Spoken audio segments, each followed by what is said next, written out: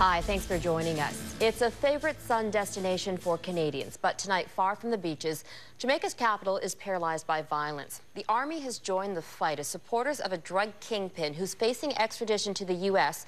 have killed at least 2 police officers. And as Mike Drolet tells us, his gang has apparent links to Toronto. Anytime the Jamaican police move in, bullets fly. One officer was wounded in this exchange. So far, 2 others have died in violent battles that threaten to engulf Jamaica's capital.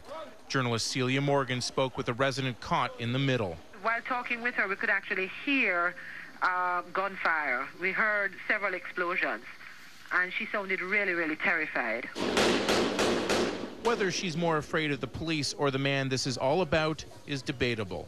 Christopher Coke, commonly known as Duddus, is the alleged leader of the Shower Posse, a violent gang with ties to Canada.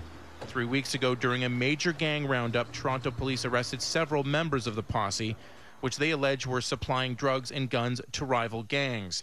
But in Kingston, he's viewed as a sort of Robin Hood, who provides jobs and services the government doesn't. We not give up with Duddus. We love him bad, and we are going dead for him. This woman says they love Duddus and they die for him.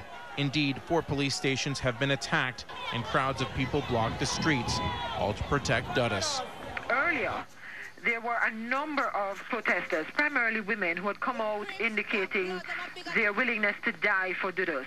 But right now, fear seems to have taken over. And they're actually calling for the Prime Minister to rescue them. Mere months ago, the Jamaican PM was protecting Duddus from extradition to the U.S. He's believed to have deep ties within the Jamaican government.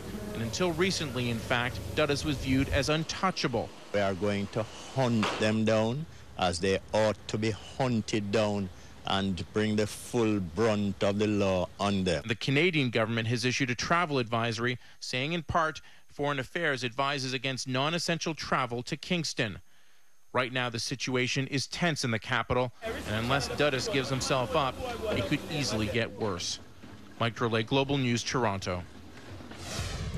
Now, Jamaica's economy depends heavily on tourism. More than 190,000 Canadians traveled there in 2007, mainly to resort towns like Montego Bay. Even more went in 2008, making Canada its 2nd biggest source of international tourism after the United States.